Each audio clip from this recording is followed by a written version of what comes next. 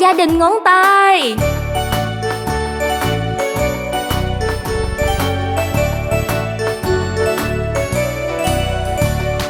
Ngón tay cha, bạn ở đâu? Tôi ở đây, bạn có khỏe không?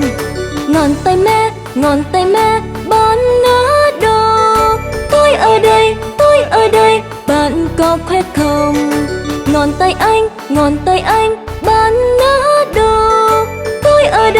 Tôi ở đây, bạn có khỏe không?